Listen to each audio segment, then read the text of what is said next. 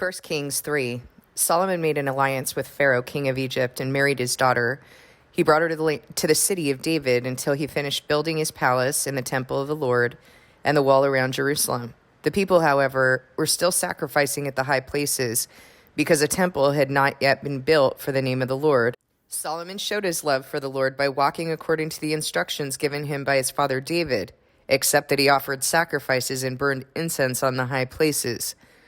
The king went to Gibeon to offer sacrifices, for that was the most important high place, and Solomon offered 1,000 burnt offerings on that altar. At Gibeon, the Lord appeared to Solomon during the night in a dream, and God said, "Ask for whatever you want me to give you." Solomon answered, "You've shown great kindness to your servant, my father David, because he was faithful to you and righteous and upright in heart. You have continued this great kindness to him and given him a son to sit on his throne this very day. Now, Lord my God, you have made your servant king in place of my father David, but I am only a little child and do not know how to carry out my duties. Your servant is here among the people you have chosen, a great people, too numerous to count or number. So give your servant a discerning heart to govern your people and to distinguish between right and wrong. For who is able to govern this great people of yours?" Remember that Solomon is a little child. He's a young child when he is made king, and this is the heart of Solomon at this time. The Lord was pleased that Solomon had asked for this. So God said to him, "Since you have asked for this, and not for a long life or wealth for yourself, nor have you asked for the death of your enemies, but for discernment in administering justice, I will do what you have asked. I will give you a wise and discerning heart, so that there will never have been anyone like you, nor will there ever be. Moreover, I will give you what you have not asked for, both wealth and honor, so that in your lifetime you will have no equal among kings. And if you walk in obedience to me and keep my decrees and commands, as David your father did, I will give you a long life." Then Solomon awoke, and he realized it had been a dream. He returned to Jerusalem, stood before the ark of the Lord's covenant, and sacrificed burnt offerings and fellowship offerings. Then he gave a feast for all his court. All right, track with me the timeline. So 1 Kings 3, that was 1 through 15. Now we're going to 2 Chronicles 7. Solomon has built the temple and dedicated the temple to the Lord. Now God is responding, and he has said, "I've chosen this temple. I've heard your prayer, and I've chosen this temple. And I will be here as long as my people obey, as long as my people are serving me and don't go off to serve other gods." And then he says to Solomon, "As for you, if you walk before me faithfully as David your father did, and do all I command and observe my decrees and laws, I will establish your royal throne as I covenanted with David your father when I said, 'You shall never fail to have a successor to rule over Israel.' But if you turn away and forsake the decrees and commands I've given you and go off to serve other gods and worship them, then I will uproot Israel from my land which I have given them and reject this temple I have consecrated for my name. I will make it a byword and an object of ridicule among all peoples. This temple will become a heap of rubble. All who pass by will be appalled and say, 'Why has the Lord done such a thing to this land and to this temple?' And people will answer." So why does God bring destruction? So that people will answer, "Because they have forsaken the Lord, the God of their ancestors who brought them out of Egypt, and have embraced other gods, worshiping and serving them. That is why he has brought all this disaster on them." So Solomon starts out with good intentions, good desires, the heart of a child, and we see that he was a child. He doesn't ask for anything selfish. He asks for the discernment to be a good king, to serve God, to administer justice. And because he is seeking first the kingdom of heaven and God's righteousness, everything else is given to him. Wealth, he's promised long life if he continues in this way. He's given honor. He's told that in his lifetime there will be no other king greater than he, not even an equal to him. And he continues to serve the Lord. He builds the temple that he's told to build. And he's given a warning yet again. "If you walk before me as your father did, do all I command, observe my decrees and laws, I will establish your royal throne as I covenanted with your father, that you will never fail to have a successor to rule over Israel. But if you turn away and forsake the decrees and commands I've given you and go off to worship other gods and serve them, I will uproot Israel from my land. I will reject this temple. That I have consecrated for my name. I will make it a byword and an object of ridicule among all peoples. And people will say, 'Why has the Lord done such a thing to his people?' And what is he doing? He's making an example. He's saying, I will make an example of you so that everyone knows why it is that I brought this on you. That was 2 Chronicles chapter 7, verse 17 to 22. Now we're fast forwarding to 1 Kings 11. So we started out 1 Kings 3. Now we're fast forwarding to 1 Kings 11. King Solomon, however, loved many foreign women. Foreign women. He was not supposed to be loving foreign women. So I just want to make sure that you draw your attention to that. King Solomon, however, loved many women besides Pharaoh's daughter, Moabites, Ammonites, Edomites, Sidonians, and Hittites. They were from nations about which the Lord had told the Israelites, you must not intermarry with them, because they will surely turn your hearts after their gods. Nevertheless, Solomon held fast to them in love. He had 700 wives of royal birth and 300 concubines, and his wives led him astray. As Solomon grew old, his wives turned his heart after other gods, and his heart was not fully devoted to the Lord his God, as the heart of David his father had been. He followed Ashtoreth, the goddess of the Sidonians, and Moloch, the detestable god of the Ammonites. So Solomon did evil in the eyes of the Lord. He did not follow the Lord completely as David his father had done. On a hill east of Jerusalem, Solomon built a high place for Shemosh, and the detestable god of Moab, and for Moloch, the detestable god of the Ammonites. He did the same for all his foreign wives, who burned incense and offered sacrifices to their gods. The Lord became angry with Solomon because his heart had turned away from the Lord, the God of Israel, who had appeared to him twice.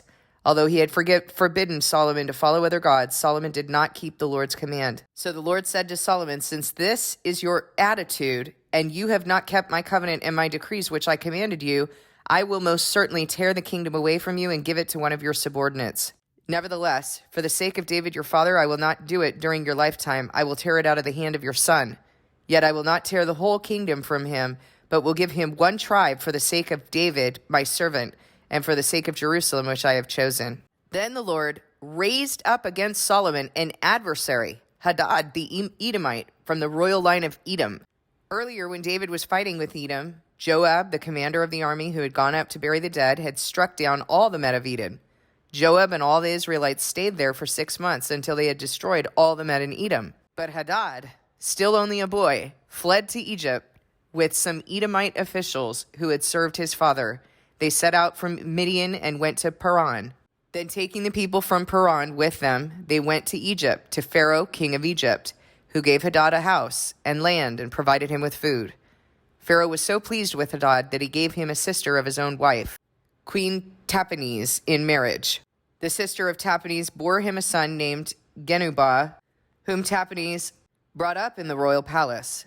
Then Gerubah lived with Pharaoh's own children. While he was in Egypt, Hadad heard that David rested with his ancestors, and Joab, the commander of the army, was also dead. Then Hadad said to Pharaoh, let me go, that I may return to my own country. What have you lacked here, that you want to go back to your own country? Pharaoh asked. Nothing, Hadad replied, but do let me go.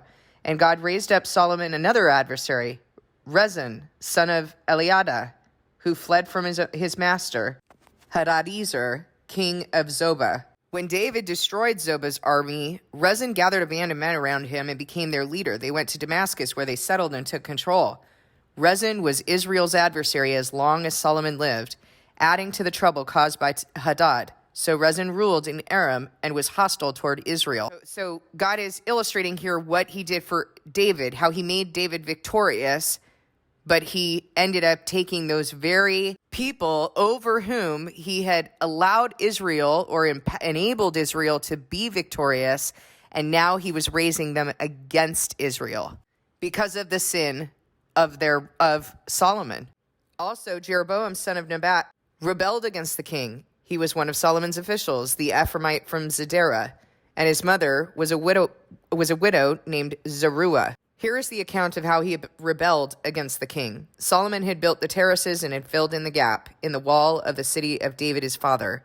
Now Jeroboam was a man of standing, and when Solomon saw how well the young man did in his work, he put him in charge of their whole labor force of the tribes of Joseph.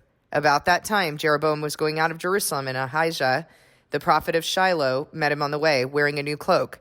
The two of them were alone out in the country, and Ahijah took hold of a new cloak he was wearing and tore it into 12 pieces. Then he said to Jeroboam, "Take 10 pieces for yourself, and this is what the Lord, the God of Israel, says. See, I am going to tear the kingdom out of Solomon's hand and give you 10 tribes. But for the sake of my servant David and the city of Jerusalem, which I have chosen out of all the tribes of Israel, he will have one tribe.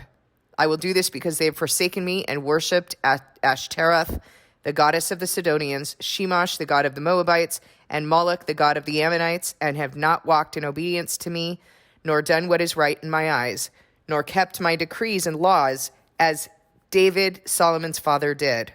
Did God promise ahead of time that he would make an example of Solomon so that people knew that Solomon and that he himself had gone off to serve other gods, and also that he had led the people into going off to serve other gods? Did he warn that he would make an example of him? And this example of how he tore up that kingdom has continued today. Is he making an example? Has he continued that example so that we perceive this, so that we can continue to look and remind ourselves of why this happened? But I will not take the whole kingdom out of Solomon's hand. I have made him a ruler all the days of his life for the sake of David my servant, whom I chose and who obeyed the commands and decrees. I will take the kingdom from his son's hands and give you 10 tribes. I will give one tribe to his son so that David my servant may always have a lamp before me in Jerusalem, the city where I chose to put my name. However, as for you, I will take you and you will rule over all that your heart desires. You will be king over Israel. If you do whatever I command you and walk in obedience to me and do what is right in my eyes by obeying my decrees and commands as David my servant did, I will be with you. I will build you a dynasty as enduring as the one I built for David and give Israel to you. I will humble David's descendants because of this, but not forever. Solomon tried to kill Jeroboam, but Jeroboam fled to Egypt, to Shishak the king, and stayed there until Solomon's death. As for the other events of Solomon's reign, all he did and the wisdom he displayed, are they not written in the book of the annals of Solomon? Solomon reigned in Jerusalem over all Israel for 40 years. Then he rested with his ancestors and was buried in the city of David, his father, and Rehoboam, his son, succeeded him as king. And so we know through Rehoboam, he was not accepted by the people as king. Israel was split in two. The kingdom was divided. So God has me thinking today about wealth and power, and that's actually how he kind of drew me to that scripture, because I was thinking about certain people who have, myself included, who have experienced wealth and power, and that it was their downfall. And you see it all the time. You see that, like, for example, someone starts out as a beautiful gospel singer. They get fame. What do they turn into? What do they sell out to? And some of them start out with good intentions, and others, you could kind of trace back the evil and see that they did not have good intentions. They were always kind of for themselves. I personally had the experience of watching my father marry into wealth, take that for himself, put his wife on a budget with her own money, not provide for his children, become addicted to drugs, again, because he'd been addicted to drugs before. And then the end of his story, he killed himself. So I know that this is going to be a weird thing to say, but I was actually blessed in a way to have that example so close to home, because I watched what happened to him when he believed that he was above God, when he believed that he was above having to do the things that other people have to do. And I was thinking about this with my own experience of having acquired wealth. And I was realizing that once that becomes your God, once self-sufficiency becomes your God, once you're placed in a position where you feel that you don't need God with every aspect of your life, once you think that those things belong to you that only God has given you. Yesterday we read about Nebuchadnezzar and how even though he was warned by Daniel, repent, turn from your wickedness by caring for the oppressed, acknowledge the sovereignty of God. Even though he was warned, he still stood there in his pomp and power, coveting God's glory for all that God had given him. And no sooner were those words on his lips was the kingdom stripped from him, and he was forced to live in the wilderness like a wild animal with the dew of heaven on his body, his hair growing like the feathers of an eagle, eating the grass like oxen for 7 years until he acknowledged the sovereignty of God. These are the curses that go out on those who identify themselves by those gods. Self-sufficiency, pomp, power, greed, fornicating with the world, because that was Solomon's downfall, right? We see that from the scriptures, that his downfall, he had been given all of this. And when you start thinking that when you start getting a little too big for your britches and thinking that all of this is a guarantee, not understanding that whatever you have in your life has been given to you. Even if it's a little, that can be stripped away too. These are the curses that go out on people who trust in their beauty, who trust in the work of their hands, fornicating with foreigners, with the things that are foreign to the people of God. I talk with you about like the clothes that I had in my closet, or the shoes that I had in my closet, the handbags, the jewelry, the accessories. These things are supposed to be foreign to the people of God. We're not supposed to be concerned about those things. We're supposed to be dressed in the righteous acts of God's people. And really look at the fashion industry. Look at how demonic the fashion industry is. I mean, literally demonic, like what some of us have seen with Balenciaga and those associated. These things are demonic. The people of God have no business dressing themselves in that or being concerned with it at all. One of the things that I kept seeing coming up in the news is that apparently there's a new movie that's come out about the life of Elvis. And that was a big thing with the Golden Globe Awards, which I did not watch. I'm on the periphery of this. I'm just kind of seeing what's going on from the periphery. Because honestly, the thing that I was struck by is the idolatry. Even calling him the king, fainting, screaming, glorifying. These are the things that were done with like these major, and I grew up in a musical family. My father was a musician. I grew up with all of this music, watching these, documentaries on these bands. My dad he actually had music equipment that was from the Beatles. He had a Fender Stratocaster that belonged to George Harrison, and he was very proud of that. And so I grew up kind of in that industry in a way, or exposed to it. And I would see like in the documentaries where the girls were like fainting and screaming and doing all kinds of crazy things. And I remember as a kid thinking like, that's so crazy. I don't think I could ever really actually do that over a person. But there was a spirit at that time, a spirit of idolatry, a spirit that they were handed over to. Because prior to that time, music had been used as a form of worship, as a form of praise to God. Let's be clear. Because music is still being used as a form of worship and praise, but it's not being used to God. You can see that music is being used as a form of worship and praise, defiled, lifted up to foreign gods, combined with the abominations of the earth. Lust, greed, power, pomp, all of the enticements of the flesh. Kind of makes you wonder why it is that we're bringing that kind of music into churches. There was a real shift. And as I was contemplating this, as I was kind of thinking about, because it kind of took me back as I'm seeing these things come up in the news, it took me back to my childhood and watching these documentaries and seeing that shift and being sort of like enamored with it, but also kind of puzzled by it. Like, what is it that's causing these people to act in such a bizarre way?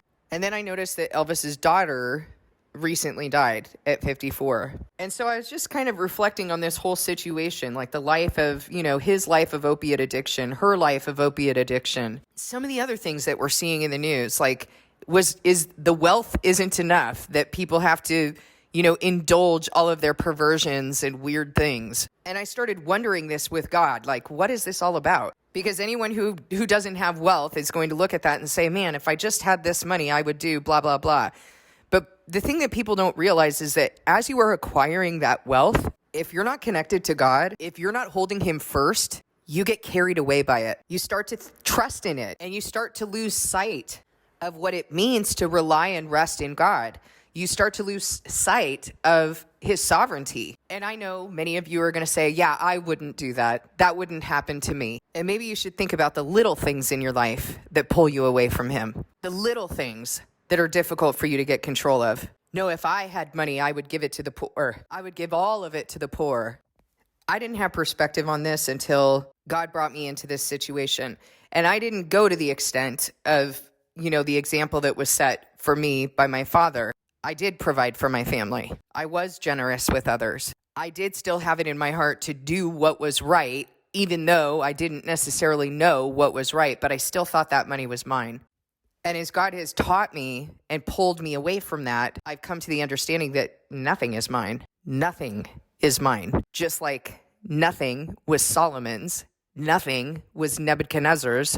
And when we start to serve other gods of money, of self-sufficiency, of pomp and power, we're handed over to those gods. We're handed over to those spirits, those idols that frankly have no loyalty to us and no other agenda but to steal, kill, and destroy. And so for those of you who might be struggling with this, who might be thinking, man, if I just had wealth, if I just had this, if I just had that, everything would be okay. You have some examples set before you. You have some examples of people who have had those things. You might not have my dad and that personal example, but you got a lot of examples of people who had everything but had nothing. People who could not recognize what God gave them because they'd not been given eyes to see, ears to hear, and a heart to understand. And I'll tell you that when you acquire those things that you think if I just had, because don't think that when I was living in poverty, raising my daughter with $20 left at the end of the week, not even $20 left that I could do whatever I wanted with, $20 left to save for the other things that hadn't been accounted into my regular bills, like insurance, like my daughter's school pictures, like any other emergency that would come up. Don't think that when I was living on the street that I didn't think, if only I had, and then I had, and my emotional and spiritual condition was worse than it was when I didn't have those things. Why is that? Why is it that I watched my father, who after my parents' divorce was living in a one-room house, not in a one-room house, he was renting a room. He certainly wasn't happy, definitely was not fulfilled, definitely did not, I would not say that he had a spiritual life. He seemed to be now looking back, strategizing his next move to marry a woman with money. And that's exactly what he did. When he did it, he bought everything for himself and nothing for his family. Had all the guitar equipment he wanted, took up hobbies, bought beautiful cars. He would literally buy himself a steak and cook that steak and eat it in front of us while we went hungry. The whole house smelling up of that wonderful steak, that filet, and he would eat it in front of us. There was no end to what that man had for himself, to the indulgences of his flesh. So why did I watch whatever light was left in his eyes completely go out until the day he took his life? Because he was handed over to the gods he chose. If you turn and serve other gods and worship them, I will make you an object of ridicule and scorn among the nations, so that when they look at you, they will ask, why has the Lord done such a thing to his people? And they will answer, because they have forsaken the Lord and turned to serve other gods. I'm not encouraging you to go and investigate Hollywood and become, interested in their respective stories and whatever else. Look on the periphery. You don't need to get involved. Don't get into or immersed in that satanic culture. You can see from the outside. You're familiar enough with who these people are and what their end game is. None of these people die happy people. They're usually drug overdosed, assassinated, ruined, and destroyed. No one's looking at these people and saying, man, they seem like they were really fulfilled. Seems like, they really knew God. Seems like wealth did them such a good service. That was really a turning point for them, a good turning point when they stopped singing for God and they started singing for the world. If you're looking at Beyonce or Katy Perry or Elvis or Johnny Cash, and you're thinking that it was better for them to have wealth than to have nothing and just use that gift for God, oh, please think again. Please reconsider your own values. Because by the time that those people, Elvis has already taken his last breath, but by the time that these people take their last breath, they will have received their reward in full. In full. There will be no more reward. They're done. They chose their God. What awaits them? What awaits Solomon? I mean, that's such a terrible thing, isn't it? Here was a boy who asked for wisdom, who truly in his heart just wanted to serve the people, wanted to serve God, wanted to do the right thing. He was blessed by God, given everything we could think that we want, right? But he trusted in it. What about King Saul? His kingdom stripped from him and given to one who had a heart after God, because he had demonstrated time and again that he had no concern for the things of God. He trusted in his position, in his self-sufficiency, in the kingdom that was given to him by God. We can't trust in the things that are given to us by God, we have to always remember the sovereignty of God and that none of this belongs to us because he's the God who gives and he's also the God that takes away. He's the God who sets up kings and he's also the God that deposes them. Listen to this. If a righteous man turns from his righteousness and commits sin, he will die for it. Because of the sin he has committed, he will die. It doesn't matter how you started out. It doesn't matter what you've collected, deeds you've done in your life and collected along the way. God says you have to endure till the end. Your final product has to be of him. It doesn't matter what you did in the past. That won't save you. If a righteous man turns from his righteousness and commits sin, he will die for it. Because of the sin he has committed, he will die. But if a wicked man turns away from the wickedness he's committed and does what is just and right, he will save his life. What matters is the final product. What matters is your endurance. What matters is the God you're serving when the God of all decides that it's finished. Again, when the wicked man turneth away from his wickedness that he hath committed, and doeth that which is lawful and right, he shall save his soul alive. What matters is who you've been serving by the time you take that last breath. And if you've been serving God, you will have been moved to turn from your wickedness and the sins you've been committing and do what is lawful and right. It's not as though we don't have examples. We have plenty of examples in the Word, in the world. We have examples of what is good and we have examples of what is wicked. We see the fruit of what is wicked, being dressed in the world, being concerned about our own houses, never being fulfilled. These people are not fulfilled. So don't think if I only had wealth. These people are not fulfilled. You see what happens in people who have wealth. People like Jeffrey Epstein can't get enough of fulfillment from wealth. He's got to go act out his perversions, the fruit of the evil in his heart. Politicians can't get enough of the wealth that they've usually stolen and done crooked deeds in order to obtain. They've got to continuously lie in order to get that power and that idolatry and more wealth. Can't get enough of the high of being on stage, of having notoriety, of having power, of the idolatry, of the lust. Got to use drugs too. The sinful desires of the flesh are insatiable. And the reason they're insatiable is because they give temporary gratification and they never endure. They enslave and entrap and ensnare. And in my own life, the best thing that could have happened to me was being brought by God to the brink of death so that I could turn from my wickedness, turn from my sin, and live.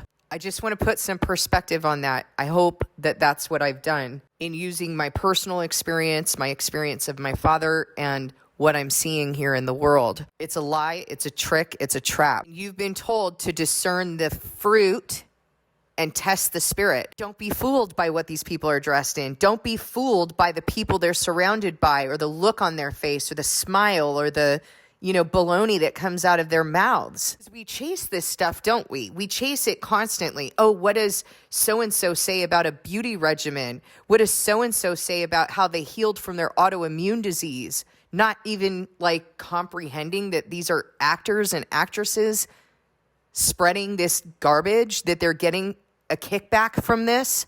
Don't be fooled by these things. Or so-called experts who seem to be speaking truth, but their God is the God of politics. They don't speak on God's authority. They speak on their own authority for their own glory, or the authority of the world also for their own glory. What is the fruit, guys? So many people idolizing the world and calling it good. If someone has fame, it should be a red flag to you. Even Jesus was told by his brothers, people who want to be known put themselves out there. They go out there. And yet, what did Jesus do? He said, no, you can go to the festival. You can be known because the world can't hate you. The world hates me because I tell it its ways are wrong. What did he do when he healed people? Now, don't tell anyone about this. What did he do when people identified him as the Son of God? Now, don't tell anyone until I've risen. He was not trying to bring fame and glory to himself. And that's the example that's been set before us, that people who are serving God are not trying to bring fame and glory to themselves. So why is it that the world, that those who claim to be Christian are following politicians and so-called experts like Jordan Peterson, who speak on the authority of the world, claims the best book he's ever read is the Bible, and yet he speaks about Jung constantly. He doesn't speak on the authority of the world. He claims that eating a carnivore diet is what healed his depression. The guy is a psychologist. If that's what healed your depression, you need to change your field. It's confusion. It's bizarre, and no one perceives it. All the staff at the Daily Wire, you got a mixture of Jews and Catholics claiming to be religious, but they speak on the authority of the world and the authority of science. Let me tell you something. If you're religious and you believe that your religion is true and that that's the God you serve, why would you be mingling with other religions? That doesn't make any sense. Why are you sitting around drinking alcohol, smoking cigars, and cussing dressed in the world? That does not look religious to me, nor does it sound religious unless that religion comes from a spirit who is worshiped in the world, not in heaven. That is the fruit of worshiping the spirit of the world. We have to choose who we're going to serve. We have to test the spirit and discern the fruit. We have to get comfortable with relying on and resting in God, knowing that he's the one who gives, he's the one who takes, he's the one who sets up kings, he's the one who deposes them. We have to choose the God that we're going to serve. And the fruit of choosing the one God is that we're not also going to be serving the world. We're not also going to be dressed in the world. We're not also going to say things like, I go home to my bed of money, and therefore that's the fruit that I'm right and you're wrong. You might even be correct in what you're saying, but people of God don't say things like that. So you can be correct about a detail, but it doesn't make you right. And if you're wondering who said that, that was Ben Shapiro. I don't have anything personally against these people, but what I do have against this institution that has been developed is the message, because it's disguised as good as an angel of light with the message of a dragon. They speak on the authority of the world, and Christians are following them. Christians are idolizing them, and that's a problem. God's people are not supposed to be fornicating with kings, marrying foreigners, and committing adultery with the world. These are the things that we're doing, and we wonder why we're not fulfilled. We wonder why we don't have truth, why we don't have wisdom, why we don't hear from God, why we don't feel peace. We wonder why there's an insatiability in our flesh for more and more and more. We think things like, if I just had this, I'd be okay. And then when we get that, we're not okay. But God, if I just had this, but you didn't give me this part of it. Okay, here you go. Why am I not okay? Why are people getting to that point where they kill themselves? Where they're using drugs in order to give them a synthetic feeling of fulfillment and peace, only to be entrapped, ensnared, and enslaved? Why is it that this is the state of counterfeit Christianity? Those who claim to be in God, those who claim to believe in him because he has a solution. He's told us the solution. Why isn't that solution working for you? It's because there's a division in your heart. If that solution is not working for you, if you don't have understanding and wisdom, it's because of your heart. Because I'm not talking about anything that the word does not talk about, that God himself, the creator, is not talking about. You can't blame me. I share my experiences, my testimony, and I do it for free, so there's no one who is prohibited from receiving the message. You have to ask yourself, what's going on if that fruit is not being born through you? And please ask yourself quickly, because you don't know how much time you have, and you don't know when it's going to get to the point that God says, you know what? You've spurned me long enough. You've gone off to serve these other gods. You will be made an object of ridicule and scorn among the nations, so that when they look at you, I will have made an example of you. And when they look at you, they will say, why has the Lord done such a thing to this people? And they will answer, because they have gone off to serve other gods and worship them, and they have spurned the Holy One of Israel. I hope and pray that you have the ears to hear this message. And if you don't, I hope that you'll pray that you will. Because God's judgment, if you're looking at what's going on right now in history, his judgment is increasing. He is indeed sending the things that we need to be paying attention to, that we need to be understanding. Oh, he said when he sends these things, that we need to return to him. And if he's doing that, you need to perceive that where he sends physical destruction, spiritual destruction will follow. Let me say that again. Where he sends physical destruction, he is warning that spiritual destruction will follow. Thank you for listening. God bless you, and I'll see you in the next video.